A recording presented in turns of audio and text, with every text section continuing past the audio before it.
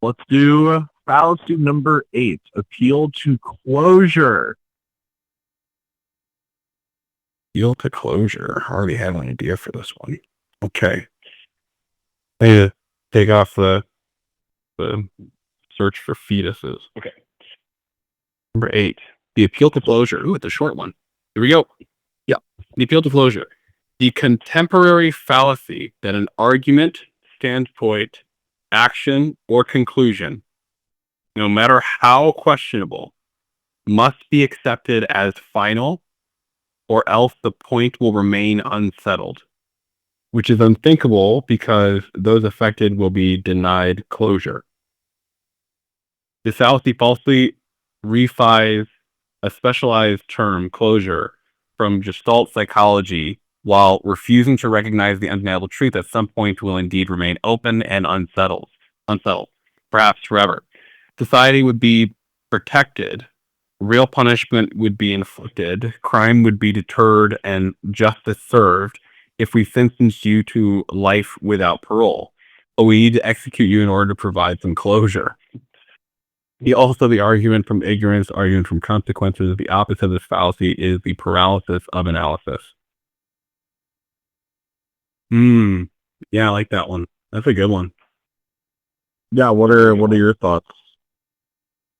Yeah, I think it's interesting. It's like it's talking about it like a fallacy in the sense of like a logical fallacy. This to me, it almost seems like a full-on just human tendency. Mm-hmm. Like there's a concept in sales, and actually just even speaking, sales, influence, it doesn't matter, called open looping. And open looping is the process of it literally revolves around this idea that human beings, we want things to be complete, we want things to be done, we want things to be finished, and we want it so badly that if you leave somebody in an open loop, meaning you open up an argument, you open up a set of points, and you don't close it, we remain waiting on the edge of our chair for it to be closed. So that to me is like example, like if I hadn't said that last bit, if I hadn't said we wait on the edge of our chair for it to be closed, if I had just like left it open, it may have caused an insanely unsettling experience for both of us on this call, to the point where we would have like, oh, can you finish your point? So I find that really interesting, because any time. Go ahead. Sorry. Yeah, I just see this one as not only like a fallacy, and like I could see where how someone could use it as a fallacy would be to create closure in a situation where actually it would be more scientific, more reasonable, and more ethical, frankly, to not create closure. Or rather, the closure is not, rather than satisfying the need for closure around something false, but to satisfy the closure around the closure is that we don't know. I think that it's like there's that kind of like little line that I'm noticing with this one. That's my initial take. For sure. Like when somebody is telling like a story, or they're getting to a point, and then they're like, I forget where I was going with that. And then you're like, what the fuck? What was the past 5 minutes for? Yeah, right. Yeah. Very good. That's weird. All right. So buttholes have taste buds. So let's move on to number 9. Dang, number 9. What? Great. Yeah, it was a short one. I was trying to open something up with no closure. Yeah, it didn't quite land, but okay, now I get it now. Yeah, I didn't know where I was going with that. So there was no closure. Wasn't a good setup. It was awful. It'd be like you know. All right, let's go to number 9. Yep. Oh, that's funny. That That's so good. I like that. That one's great. I kind of want to do that one. that So, do you remember Kevin Gordon? Yeah, I remember him. Kevin Gordon, he was somebody who loved this. Like he would frequently play with I think it just uniquely he thought that was funny. Like he just uniquely found the need for closure funny, and a lot of his jokes revolved around like yeah, it just that thing I just did with you, it literally just reminded me of him. I'm like, oh, this is something he would literally do. There was another thing that he did that I thought was really funny with another manager. Um, so fallacy number 9 is appeal to heaven. yes. Yeah. I get. That was good. That was good. That was good. You gotta let a pause. So I think a part of it is you gotta let you have to let a pause in there, because if there's a pause, then it's like Anticipation. You're like, you're Yeah, so edging number me. 9. number nine. Yeah, the appeal to heaven. That one you full on were like you had to come in. And I love this. This is great. Very good. It's so good. All right, cool. I think we understand this one. I think this is good. Yeah, we're good. We're good on that one. No major epiphanies, but I think it is important to because there are a lot of people that would rather have a false answer rather than not having an answer, and that's so bad, like objectively bad.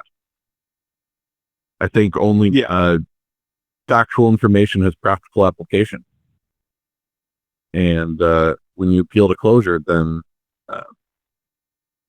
because actually I do something to say on number 8 before we move on. There are a lot of fallacies that you could say exist that are not on this list because they are combinations of these fallacies. And one of them is known as God of the Gaps. And I'm sure you've heard of this one, unless you have not. I think I might not. Yeah, so God of the Gaps is a really, really, really old argument where this is way more prevalent when like science was not a thing. It was you had philosophy and more philosophy, and that was it. No like true reason, or very, very little reason. God of the Gaps was if we did not have a scientific answer for something, well, therefore God did it. The volcano was God. The lightning was God. We didn't know where it came from. Therefore, it's just God.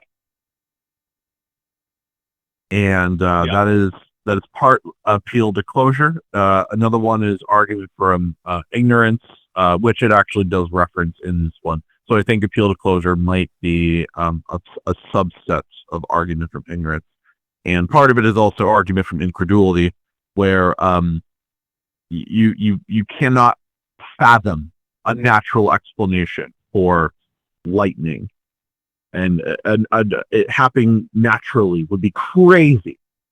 Therefore, God did it. So, so that's essentially what God of the Gaps is. Any gaps in knowledge, it's just God. Until we learn that there is a scientific explanation for such thing. So if we fast forward to the present day, God of the Gaps is now used so rarely that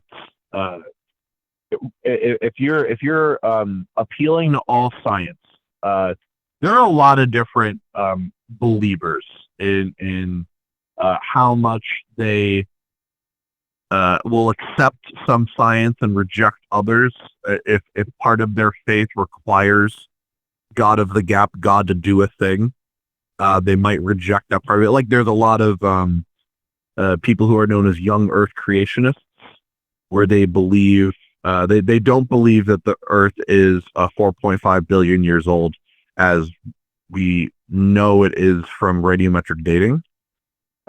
They assert it's 6,000 years old, and on the 6 days of creation, that's when God created everything in its present form. And that must be true because that has more closure than learning about all of biology. So that's not as popular anymore. There are people who do believe that currently.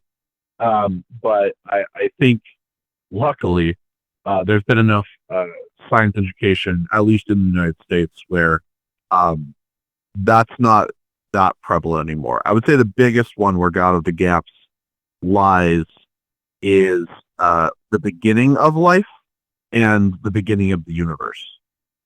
Now, the beginning of life is known now scientifically as abiogenesis, and a lot of work has been done in this field.